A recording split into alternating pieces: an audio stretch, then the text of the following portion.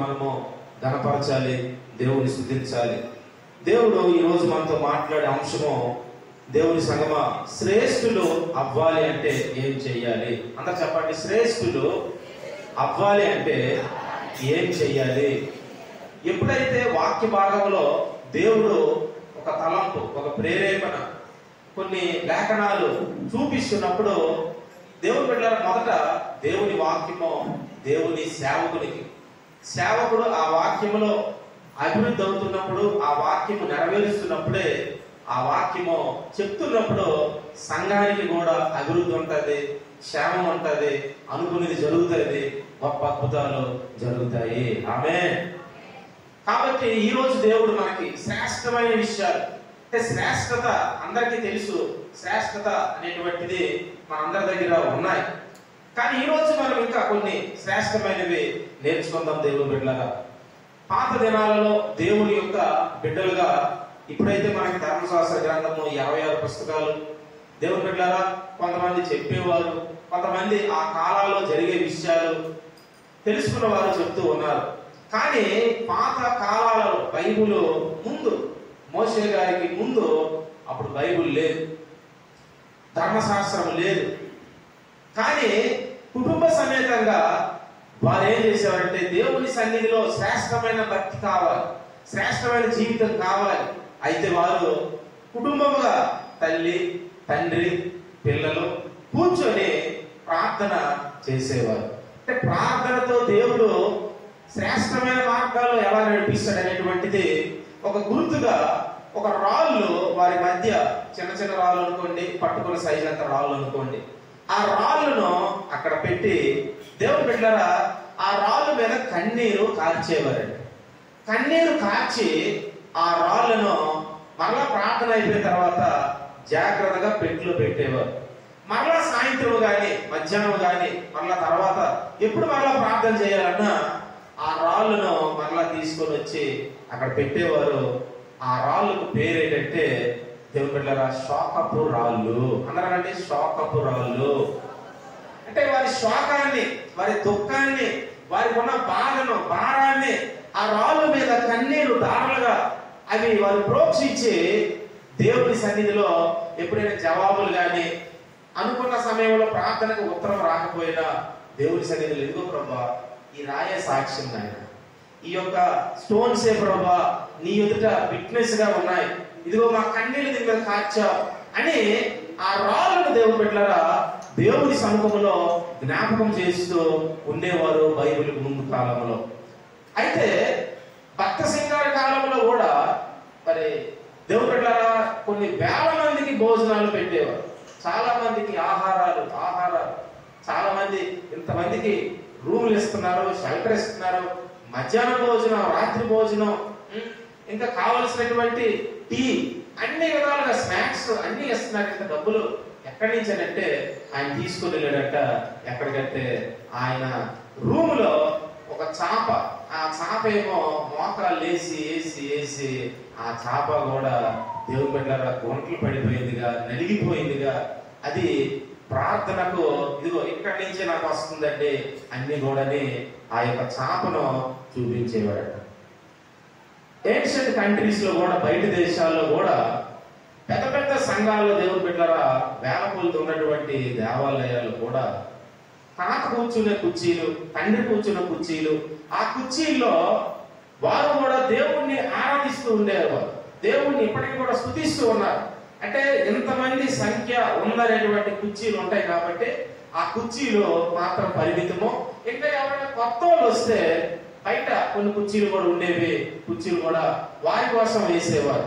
అయితే ఈ కుర్చీలు వారేమో తాతగారు చనిపోయిన తర్వాత, నాన్నమ్మ అమ్మమ్మ చనిపోయిన తర్వాత వారి పిల్లలు, ఇదిగో ఈ కుర్చీలు మా తాత కూర్చొని ఆరాధించాడు, మా నాన్నమ్మ ఈ కుర్చీలో కూర్చొని ఆరాధించింది, ఈ కుర్చీలో మా పితరులు ఇంత భక్తిని చేశారో ఇప్పుడు నా వంతు వచ్చింది, ఈ భక్తి నేను ఇక్కడ కూర్చోనో లేకపోతే నిల్చోనో మోకరించో ఈ స్థావరంలో దీన్ని నేను కాపాడుకోవాలి. ఇదే శోకపు దేవుని బిడ్డల సాంద్రానికి ఒక గుర్తు. హల్లెలూయా. మరి మన సమయంలో ఏ గుర్తులు కాదు గాని, ఏ విధమైనటువంటి చిహ్నాలు కాదు గాని, ఎంతమంది ఎన్ని సమయాల్లో ఎన్ని విధాలుగా ఈ పరిశుద్ధ మందిరంలోకి వచ్చినప్పుడు దేవుని బిడ్డలారా నువ్వు ఎక్కడ ఉన్నప్పటికీ దేవుడు అద్భుతమైనటువంటి శ్రేష్టమైనవి మన కొరకు దేవుడు సిద్ధపరిచాడు. అయితే ఈ శ్రేష్టమైనవి మనం పొందుకోవాలి అంటే తప్పకుండా దేవుని బిడ్డలారా మన జీవితంలో అభిషేకమైనటువంటిది అవసరం. మన శుక్రవారం మంచి వర్తమానము దేవుడు అనుగ్రహించాడు. దేవుని బిడ్డలారా చెప్పండి విన్నవారు, శుక్రవారం అంశము ఎస్తేర వచ్చింది. ఆ రోజు యవన బిడ్డలో ఆ బిడ్డ వచ్చి చెప్తుంది. ఇప్పుడు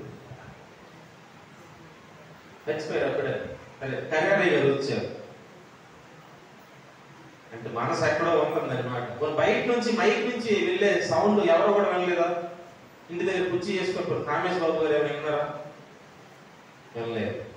దేవుని బిడ్డలారా నూనెతో కలిపిన నైవేద్యము అందరానండి. అంటే నూనెతో కలిపిన నైవేద్యం ఈ మాట లేవికాండము 9వ అధ్యాయము మనకు అక్కడ 4వ వచనంలో కనిపిస్తుంది.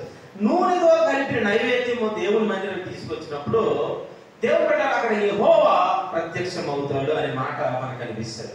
అంటే నూనె ఉట్టి నైవేద్యము తీసుకొని వస్తే దేవుడు ప్రత్యక్షం అవడం. ఈరోజు మనందరి దగ్గర నైవేద్యాలు ఉన్నాయి. నైవేద్యం అంటే ఏంటంటే విజ్ఞాపనలు, అప్లికేషన్స్, కృతజ్ఞతలు, దేవుడి సన్ని తీసుకొచ్చే కానుకలు, దేవుడి సన్ని తీసుకొచ్చి మనం పండే పంట, ఫలాలు, దేవుడు పెట్టాలి ఏదైతే అవనే ఇవన్నీ కూడా దేవుడి సన్నిధిలో మనం తీసుకొస్తున్నటువంటి అర్పణలకు గుర్తుగా ఉన్నాయి. అయితే ఇక్కడ నూనెతో కలిపిన నైవేద్యం దేవుడు పెట్టారా అది తీసుకొని వస్తేనే యెహోవా దేవుడు ప్రత్యక్షం అవుతాడట. ఈరోజు మన జీవితంలో దేవుడు పెట్టారా పరిశుద్ధత దేవుడి యందు మనం పొందుకుంటున్నాం అంతే కదా. దేవుడి నుండి పరిశుద్ధత మనం పొందుకుంటున్నాం. కానీ అదే లేవియకాండం 10వ అధ్యాయము 3వ వచనంలో మాత్రము మన యొద్ద నుండి దేవుడు పరిశుద్ధత పొందుకుంటున్నాడు అంటే చమటోడి సోదరులు చెల్లిద్దాం హల్లెలూయా. చూడండి ఎంత గొప్ప ఎంత అద్భుతమో. పరిశుద్ధత ఆయన యందు నేను పరిశుద్ధుని మీరు పరిశుద్ధులై ఉండండి అని చెప్పాడు. కానీ ఇక్కడ మాత్రం దేవుడు పెట్టారా నీలో ఉన్న పరిశుద్ధత ద్వారా నీలో ఉన్నటువంటి ఆ హోలీనెస్ ద్వారా ఆయనేమో ఆ సప్లై అనేది ఆయన నుంచే మనకి ట్రాన్స్ఫర్ అవడం కాదు కానీ మనలో నుంచి కూడా ఆయన తీసుకుంటాడనే మాట నిజంగా దేవుడు పెట్టారు. ఆ మాట మనం రాసుకోవాలి. మీరు బైబిల్ 66 పుస్తకాలు మీరు గుర్తు లేకపోయినా ఈ మాట మాత్రం తప్పకుండా 10వ అధ్యాయము 3వ వచనము తప్పకుండా లేవియకాండము ముద్ర ఉండాలి. ఎందుకంటే మనలో నుండి దేవుడు పరిశుద్ధం అవడం ఏంటి ఇది ఎంత ఆశ్చర్యం కదా. మన ద్వారా అయితే నూనెతో కలిపిన ఇప్పుడు మనం తీసుకొస్తున్నటువంటి నైవేద్యము ఈ నైవేద్యం ఎవరి దగ్గర ఉందో వారే శ్రేష్ఠులు. ఆమేన్. ఎందుకంటే దేవుడు ఎప్పుడు కావాలన్నా వారికి ప్రత్యక్షం అవుతూనే ఉంటాడు. ఏది అడిగినా దేవుడు ఇస్తూనే ఉంటాడు. దేవుని బిడ్డలారా ఇక్కడ మనం చదువుకున్నటువంటి వాక్య భాగము ఈ 16వ కీర్తన అద్భుతమైన మాట కుమారుడు చదివారు 3వ చరణంలో నేనేలాగా అందునో భూమి మీద ఉన్న భక్తులే శ్రేష్ఠులు వారు నాకు కేవలము ఇష్టులు. ఇక్కడ మీరంతా మనమంతా దేవునికి భక్తులే శ్రేష్ఠులు. ఆయన దగ్గర చాలా ఇష్టలు మాట. మనం ఎంత ఇష్టం అంటే మనలో పరిశుభ్రతను దేవుడు చూసినప్పుడు నీతిని చూసినప్పుడు నిజంగా బయట వాళ్ళు కుళ్ళుకుంటారు, బయట వాళ్ళు అసూయ పొందుతారు. కానీ మన దేవుడు మాత్రము నీలో ఉన్న పరిశుద్ధతను బట్టి రోజు రోజుకి పరిశుద్ధతలో ఎదుగుతున్న నిన్ను చూసి దేవుడు ఎంతో ఎంతో మురిసిపోతూ ఉన్నాడు. దేవుడు అదే కీర్తన 6వ వచనంలో కూడా 16:6లో కూడా మనోహర స్థలంలో నాకు పాలు ప్రాప్తించెను శ్రేష్టమైన స్వాస్యము నాకు కలిగెను. ఇది ఎప్పుడు కూడా చనిపోయినప్పుడు బ్యానర్ మీద పెడతారు. దేవుడు చనిపోయిన వాళ్ళకు మాత్రమే పాలు కాదు కానీ మనోహరమైన స్థలము కేవలం బరియర్ ప్రాంతంలో ఆ ఫ్లెక్సీ మీద కాదు కానీ ఇక్కడ ఉన్న మనమంతా కూడా ఎప్పుడైతే భక్తిలో మనం శ్రేష్ఠులయ్యామో దేవునికి ఇష్టలయ్యామో దేవుని బిడ్డలారా నీకు మనోహరమైన స్థలములో ఇదే మనోహర స్థలం అంటే ఏదో అనుకోకండి. ఇప్పుడు నువ్వు కూర్చున్న స్థలమే ఈ పరిశుద్ధ స్థలమే. దేవుని బిడ్డలారా ఈ స్థలంలో నిజంగా ఉన్నంత వరకు మనకి ఏ టెన్షన్ లో ఉండవండి, ఏ బాధలో ఉండవు. అన్ని మనం మర్చిపోయి ఉత్సాహంగా గానాలు చేశాము, ఉత్సాహంగా దేవుని సన్నిధిలో విజ్ఞాపనలు చేశాము, దేవుని యొక్క స్వరాన్ని వింటూ ఉన్నాము. ఇక్కడ నుంచి కానీ 12 అయిపోతే వెళ్ళిపోతే మరలా ఇంకా యథావిధిగా బాధలు, ఫోన్లు, ఏంటి వచ్చాయి, ఎలా ఉంది, అన్ని మళ్ళీ సమస్యలే. దేవుడు మనోహరమైన స్థలంలో దేవుడు మనకి ఈ పాలను ప్రాప్తించాడు.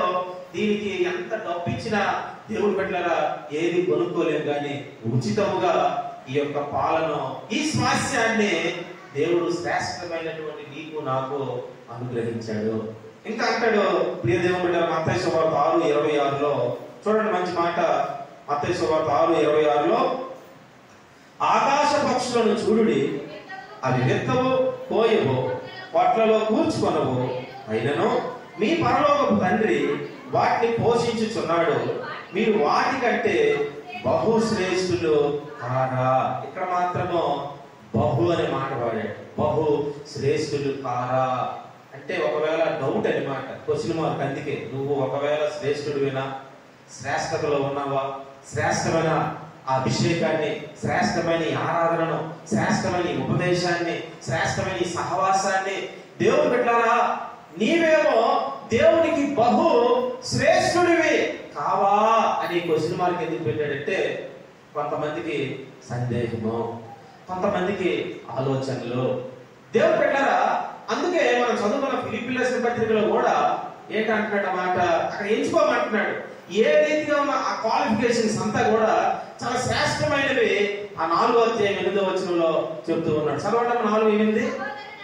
సహోదరులారా, ఏ యోగ్యత అయినను మెప్పైనను ఉండిన యెడల మొదట ఏది సత్యమైనదో, ఏది మాన్యమైనదో, ఏవి న్యాయమైనవో, ఏవి పవిత్రమైనవో, ఏవి రమ్యమైనవో, ఏవి ఖ్యాతి కలిగినవో వాటి మీద ధ్యానము ఉంచుకొనుడి.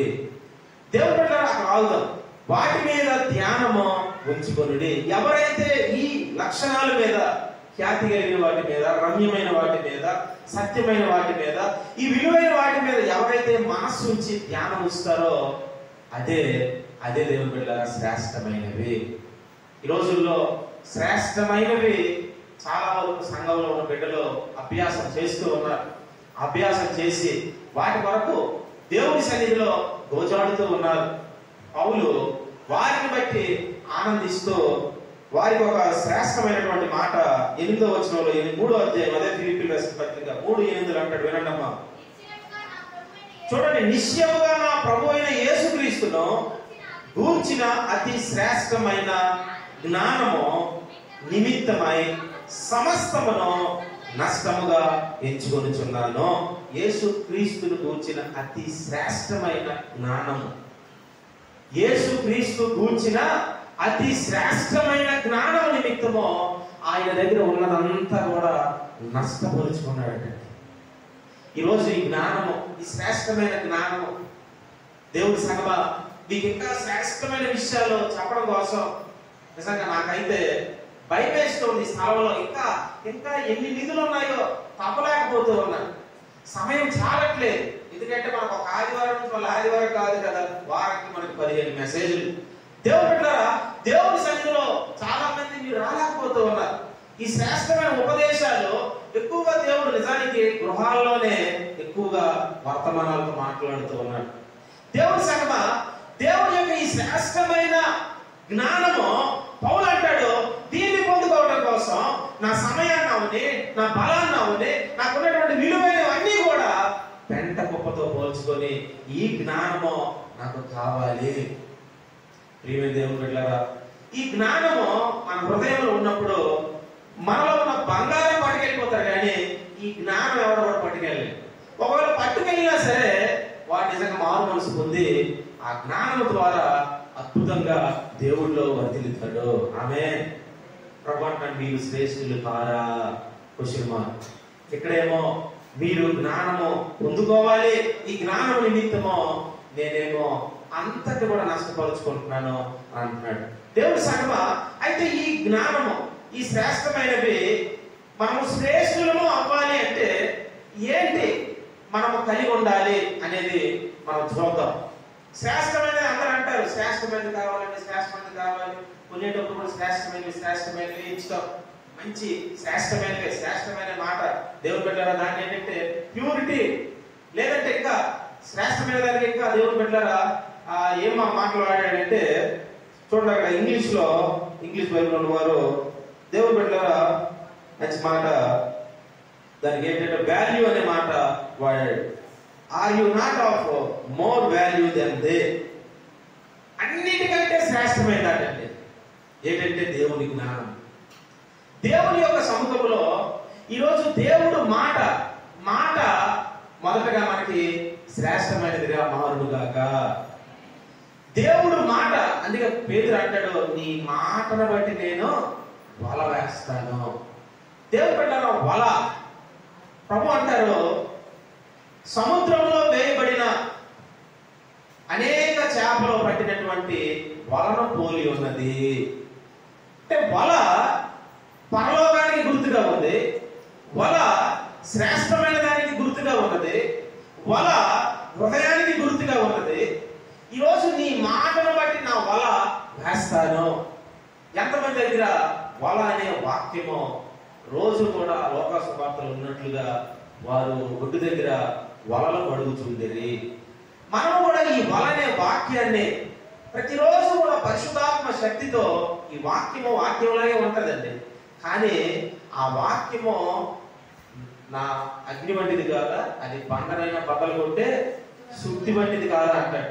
అక్కడ పేరు రాసినంత మాత్రాన అది అగ్గి అయిపోదు, అది శుద్ధి అయిపోదు. కానీ దేవుని వాక్యము అపవాది కూడా పలుకుతూ ఉన్నాడు. ప్రభువా నువ్వు ఎక్కడి నుంచి గెలిపితే దేవతలు పట్టుకుంటారు ప్రభు. 91వ కీర్తనలో మాటలు కోడ్ చేసి వాడు కూడా యేసయ్యకి బాధ చెప్తూ ఉన్నాడు. అంటే వాడు చెప్పినా అది అగ్గి అవ్వదు, శుద్ధి అవ్వదు, అది శక్తి అవ్వదు. కానీ ఈ వాక్యం అనే వల ప్రతిరోజు కూడా నా ప్రియమైన దేవుని బిడ్డలారా అభిషేకం అనేటువంటి పరిశుద్ధాత్మ రెండు కలిసినప్పుడే ఈ వాక్యం యొక్క శక్తి నువ్వు పలికేటప్పుడు అనేకులకు అది గొప్ప కార్యాలుగా మారుతుంది.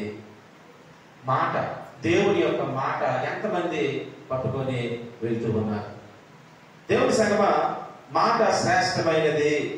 ఈరోజు మనం దేవుని మాట తీసుకోగానే ఇక్కడ ఒక బ్యాచ్ ఉందండి. ఆ బ్యాచ్ చూడండి, వాళ్ళు ఎంత నిష్ట కలిగిన వాళ్ళు, ఎంత మంచోలో. కానీ దేవుని ఇర్మియా గ్రంథం 35వ అధ్యాయము చదవడం 7వ వచనం త్వరగా. ఇర్మియా గ్రంథం 35వ అధ్యాయం 7వ వచనం.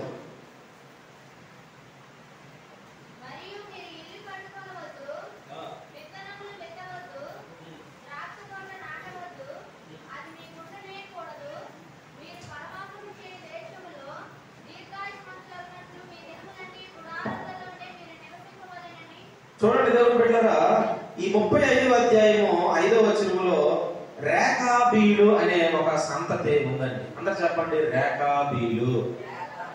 ఈ రేఖాబీలు వీరిని బట్టి ఇర్మియా ఆశ్చర్యపోయాడు. కన్నీటి ప్రవక్త, విలాప ప్రవక్త. అబ్బా, ఇశ్రాయేలుగా నేను ఉండుంటే ఎంత బాగున్నో, యూదులు ఇలా ఉండుంటే ఎంత బాగున్నో, నా ప్రియమైనటువంటి సంఘంలో ఎలా ఉంటే ఎంత బాగున్నో. కానీ రేఖాబీలు వీరు ఇతరుల దేవుని బిడ్డలారా అక్కడ అద్భుతముగా చెప్తున్నటువంటి మాటలకు వారేమో ఇల్లు కట్టుకోవడం మానేశారు. 7వ వచనంలో విత్తనం మానేశారు. 2వదిగా ద్రాక్ష తోట నాటడం మానేశారు. 3వదిగా వారేమో మీకు ఇవి ఉండకూడదు, మీరు పరవాసము చేయు దేశములో దీర్ఘాయుష్మంతులగునట్లు మీ దినములని గుడారములోని మీరు నివసింపవలని అందుకు మాకు ఆజ్ఞాపించను. చూడండి ఎలా బోధిస్తున్నారు ఈ రేఖాబీలుకి. బోధిస్తున్నటువంటి వారి పితరులు ఏం చెప్తున్నారంటే, నాటకూడదు విత్తనాలు, ఇల్లు కట్టుకూడదు, ద్రాక్ష తోటలు వేయకూడదు.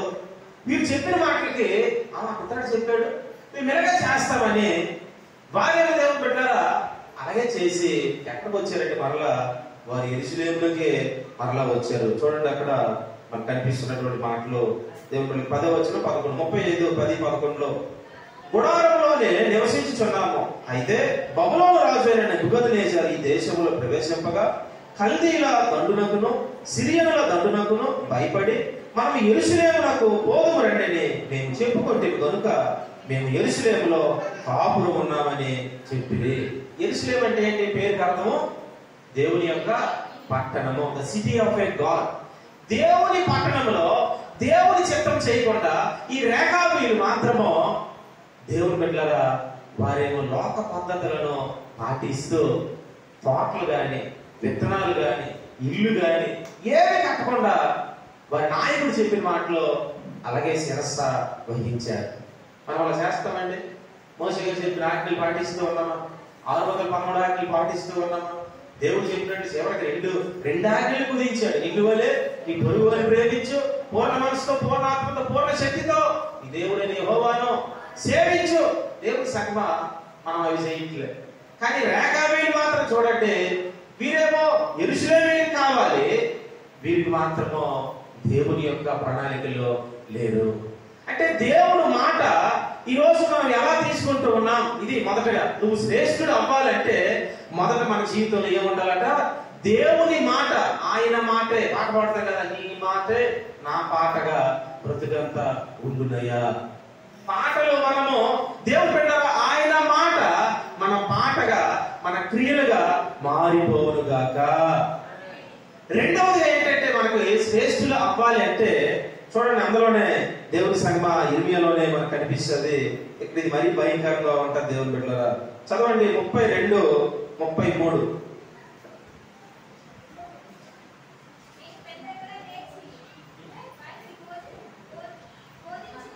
చూడండి, నేను పెందలగడ లేచి, అందరూ చెప్పండి మాటలు, నేను పెందలగడ లేచి వారికి బోధించినను, వారు నా బోధ అంగీకరింపకపోయిరి. వారు నా తట్టు ముఖము త్రిప్పుకొనగా వీపునే త్రిప్పుకొనిది. చూడండి ఎంత ఆశ్చర్యంగా ఉంది దేవుని బిడ్డలారా. దేవుడేమో మనతో మాట్లాడుతున్నప్పుడు మనము ముఖమునే దేవుడికి చూపించాలి. చాలా మందికి ముఖము చూపించడానికి భయము. దేవుని సన్నిధిలో కుమారుడు మంచి పాట పాడాడు, ముఖ దర్శనము. ఈరోజు మనకి దేవుని ముఖ దర్శనము అనుక్షణము మనకు అవసరం. దేవుడు ఆ ముఖము అంటాడు కదా, ఆకాశ పక్షులట ఆయన గారి ముఖము చాటేస్తావి కలత చెందెను అనే మాట. అంటే ఆకాశ పక్షులు ఒక మోగ జీవులు, వాటికంటే శ్రేష్ఠులు మనం అవ్వాలి అంటే అదేమో దేవుడు ముఖం చూడకపోతే కలత చెందుతూ ఉన్నాయి. కానీ ఇక్కడ మీరు మాత్రమో దేవుడికి ఏం చూపిస్తున్నారట? వీపు చూపిస్తూ ఉన్నారు. వీపులో వెన్నెముకలు ఎన్ని ఎముకలు ఉంటాయి? సైన్స్ 35 ఎముకలు ఉన్న ఈ వీపు మీరు ఇలా నా వైపు ఉన్నారండి. నేను ఎలా తిరిగి నీ ఇంటి వాక్యం చెప్తే మీకు ఎంత పాపం వస్తుంది. వీరు ఇశ్రాయేలు కూడా front to front, face to face, వీరేమో దేవుడి వైపు కనపరచకుండా దేవుడేమో ముందుకు అద్భుతాలు చేస్తుంటే వీరు ఎలా తెలుసా? సరే ప్రభు, చెప్పు ప్రభు, చెప్పు ప్రభు, ఇలా తిరిగి ఇలా వెళ్తున్నారంటే సరే మళ్ళీ కూడా తిరిగి సరే ప్రభు, చెప్పు ప్రభు, చెప్పు ప్రభు అంటే ఇటు నడుస్తూ ఉన్నారు. చోటనేమో ఎటు చూస్తూ ఉన్నారట, వెనక భాగాన్ని చూపిస్తూ ఉన్నారు. ఎక్కడేమో దేవుడికి వీపును చూపిస్తూ ఉన్నారు. ఎరిస్కేలు అక్కడ అంటాడు, దేవాలయానికి వీపు చూపిస్తూ ఉన్నారట. ప్రియ సంగమా, దేవాలయానికి వెనక చూపించడం అంటే అక్కడ అర్థం ఏంటంటే, వెనక ఇల్లు కట్టుకో ఏది కట్టుకో పర్వాలేదు, కానీ వెనకంటే దేవాలయానికి వెళ్ళకపోవడం, దేవుడి మందిరం మర్చిపోవడం, దేవుడి యొక్క సహవాసాన్ని విడిచిపెట్టడం, దాన్ని ఏమంటారంటే వెనక భాగము చూపించటము. దేవుడి యొక్క ముఖ దర్శనంలో మనం ముందుకు రాకుండా వెనక భాగం చూపిస్తున్నప్పుడు చూడండి, కలెక్టర్ ఆఫీసుల్లో కూడా ధర్నా ఏదైనా చేసినప్పుడు ఈ SFI వాళ్ళు స్టూడెంట్స్ దేవుడి సంఘంలో వారు అనుకున్నటువంటి డిమాండ్స్ నెరవేర్చకపోతే వారు కూడా వెనక బాగానే ఇలా తిరిగి ఉంటారు అనమాట. అంటే ఈ ప్రభుత్వం మాకు నచ్చలేదు, ఇదిగో మేము వెనక్కి తిరిగి ఉన్నాము, మా నిరాశన మీరు తప్పకుండా దీన్ని ఆమోదిస్తే తప్ప మేము ముందుకు తిరగము. హల్లెలూయా. వాళ్ళు ఎప్పుడు తిరుగుతారు, వీళ్ళు ఎప్పుడు రైట్ పొజిషన్ లోకి వస్తారు. దేవుడి సంగమా, దేవుడు ఇక్కడ ఏ విధమైనటువంటి అవకతవకలు లేకుండా, ఎక్కడా కూడా మనకి ఆఫ్ చేయకుండా అన్ని కూడా శ్రేష్ఠులుగా ఉండవలసినవన్నీ కూడా సమకూర్చాడు దేవుడి సంగమా. కానీ ఇక్కడ వీరేమో ఎంత ఘోరముగా ఉన్నారు.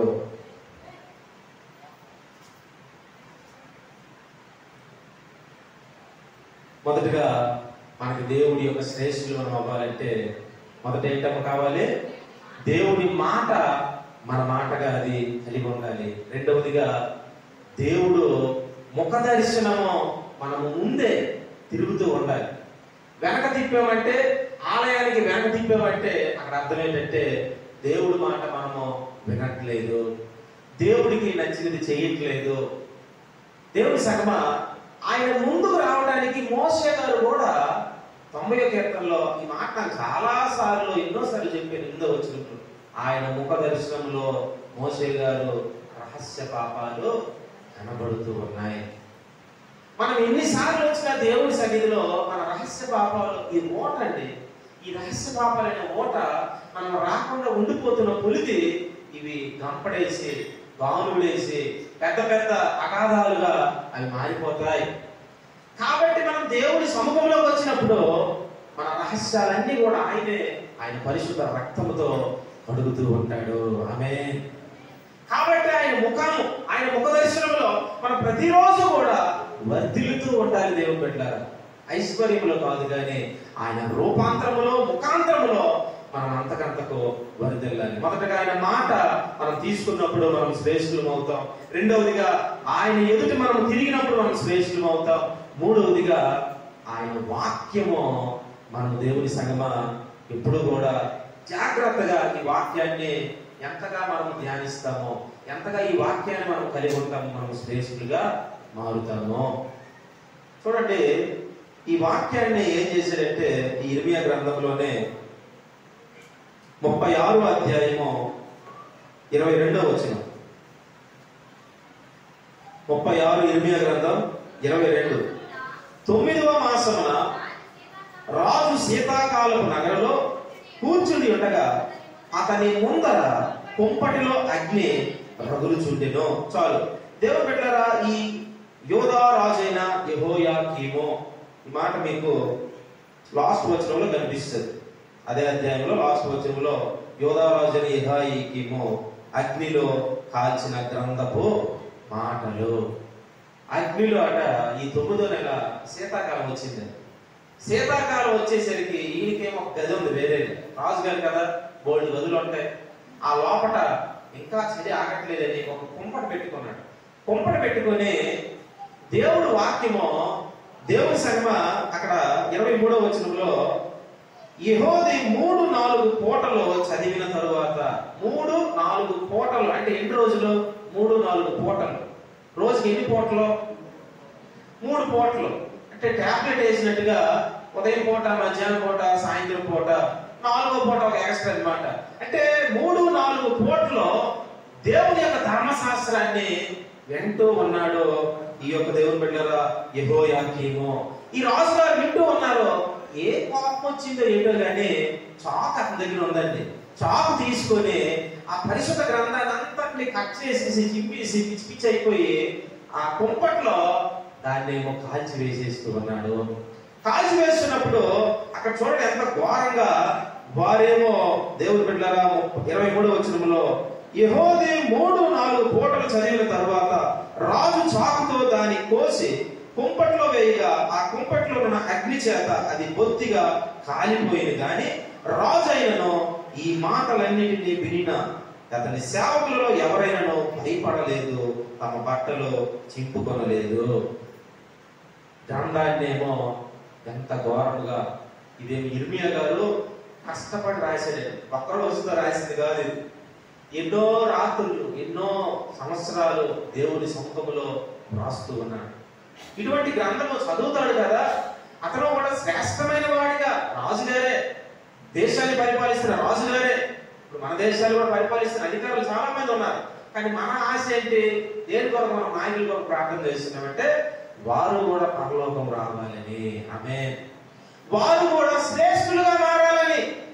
ఇక్కడ ఇర్మియా గారు కూడా అదే పనిలో ఉండి గ్రంథాన్ని ఇస్తే అక్కడేమో కుంపట్లో వేసి కాల్ చేసి దేవుడి బిడ్డలారా కఠినం చేసుకుంటూ ఉన్నప్పుడు దేవుడు మరలా రెండోసారి ఇర్మియా చెప్తున్నాడు, బాబు మరలా నువ్వు గ్రంథం రాయు, ఇంతకంటే ఇంకా ఇంకా ఎక్కువ మాటలు, ఇంకా కఠినమైన మాటలు ఇంకా ఇర్మియా గారు చేర్చారు. ఆమె అంటే మన హృదయం ఎంత కఠినమైపోతుంటే ఈ బైబిల్ మాత్రమో ఇంకా అంతకంతకు అగ్గి పెరుగుతుంది అనమాట. అంతకంతకు పనిష్మెంట్ అనేది పెరుగుతూ ఉంటది. అంతకంతకు అంటే ఈ వచనాలు సరిపోతాయి అనుకుంటే దేవుడు ఏం చేశాడు, ఒకసారి మోసే పాపం వస్తే పాప విసిరిశాడు 10 ఆజ్ఞల పలకలు. నీకు బుద్ధి రావాలి, నేను నా చేతులతో చేసే పని విసురుతావా? మోసే మరలా నువ్వు రా సేనాయి మీదకి అన్నప్పుడు ఈసారి నీ చేతులతో చెబుతురా అనేసి దేవుడేమో దేవుడి చేతులతో ఆ రైటింగ్ ఎంత బాగుంటుందో దేవుడి చేతులతో రాసినటువంటిది నేపాల్ అయిపోయినప్పుడు మోసేతో రాయించాడు. హల్లెలూయా. అంటే ముందుది కష్టమా తర్వాత కష్టమా? తర్వాతే కష్టం. దేవుడి సంగమా ఇక్కడ ఇర్మియాకు పాపం ఇంకొకరు చేసిన పనిని బట్టి ఇక్కడ ఉన్నటువంటి ఈ యొక్క దేవుడు యెహోయాకీము మరలా యోధా రాజైన అందరండి యోధా రాజైన యోధా గోత్ర సింహమైన యేసయ్య గోత్రంలో నుంచి వచ్చినోడే బైబిల్ కాల్చేస్తే లోకంలో ఉన్న పరిస్థితి ఏంటి ఒకసారి ఆలోచించాలి. ఈరోజు మనం శ్రేష్ఠులు చాలా వరకు చాలా మంది కాలేకపోవడానికి కారణం పరిశుద్ధ వాక్యము, దేవుని యొక్క మాట, దేవుని యొక్క ముఖాంతరము, దేవుని బిడ్డలా ఇవి తీసుకోలేకపోవడం వలన అనేక పరిస్థితులు, అనేక సమస్యలు. 4వదిగా ప్రార్థన.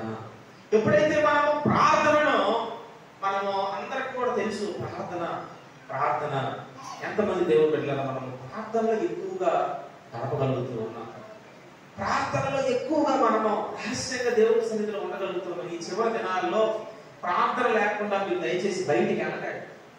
బయట అనేక రకాల ప్రమాదాలు పొంచుకొని ఉన్నాయి. ఎప్పుడు వీడు వస్తాడా, ఎప్పుడు ఈ వస్తాడా స్కెచ్ చేసినట్లుగా దేవుడు బిడ్డరా పాత రోజుల్లో నేను ఇప్పుడులో కూడా మరి ఎమ్మెల్యే గారు ఆ దారిలో వెళ్ళినా, మంత్రులు వెళ్ళినా ఈ గ్రెనైట్స్ చూడండి భూమిలో ప్రాంతి ఎక్కడో దూరం నుండి బాంబు పేల్చినట్టు ఒక్కసారి కాలేమో పీసులు అయిపోతుంది.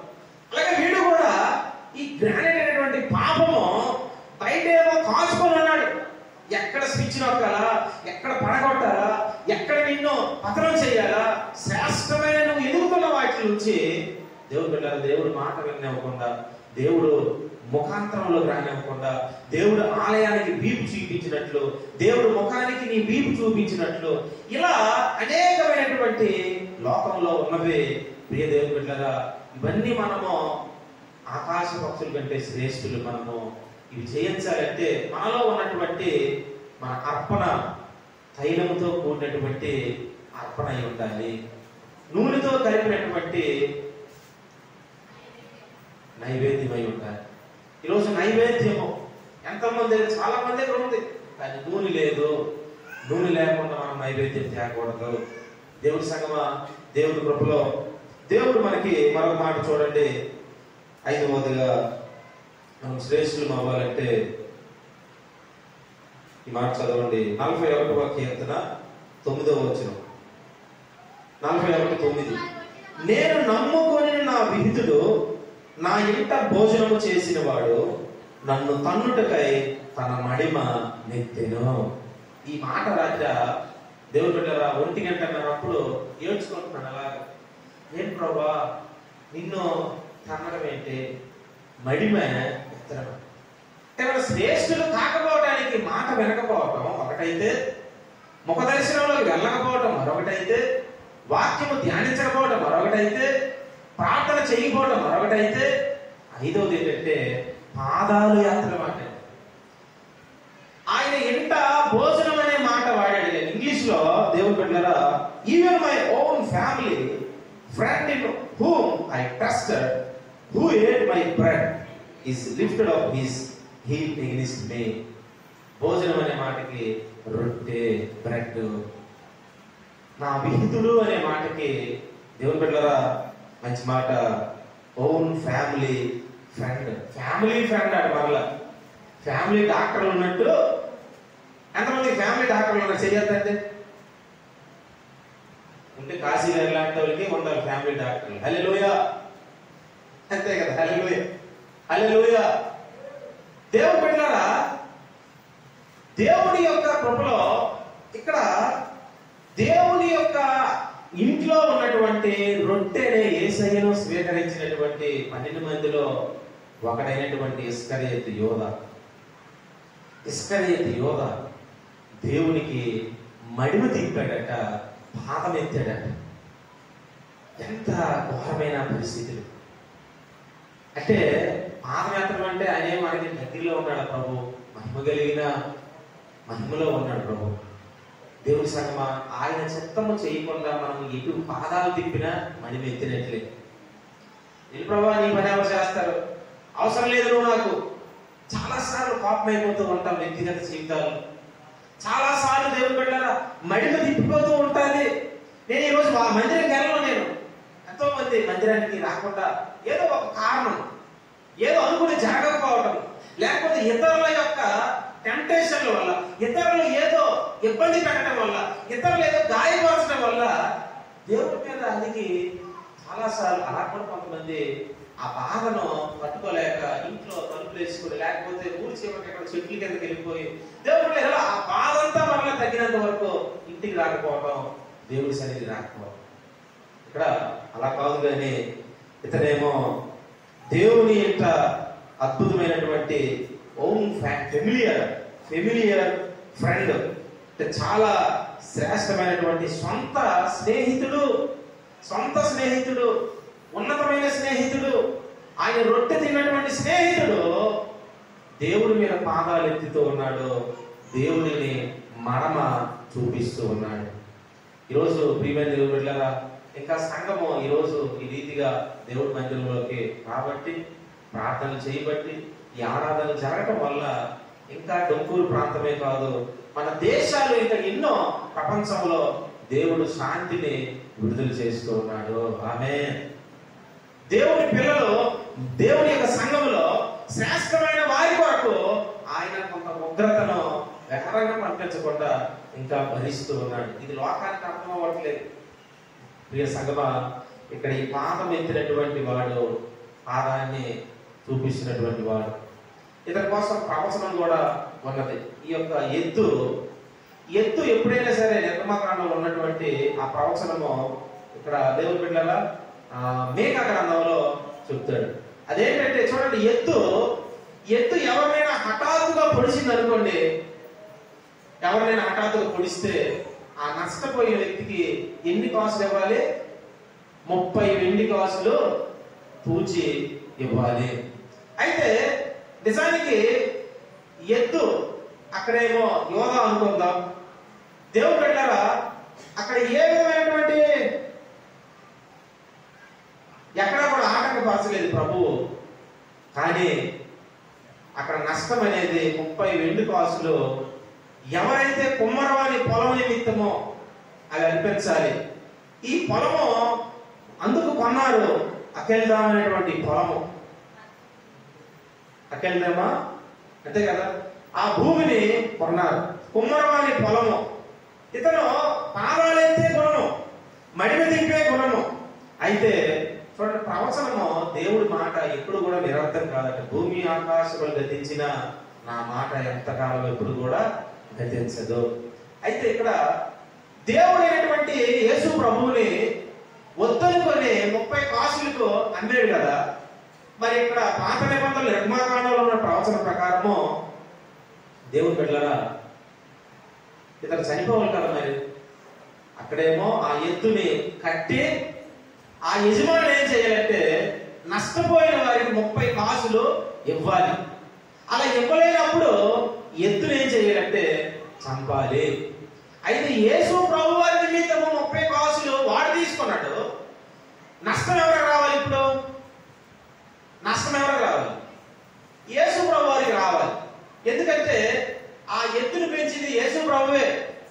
ఎత్తుని చాలా రోజులు మేపాడు, జాలిచ్చాడు, అన్ని చేశాడు. చివరికేమో కొమ్ములతో దేవుని బిడ్డలారా వాడికి వాడే పొడుచుకొని చనిపోయాడు. హల్లెలూయా.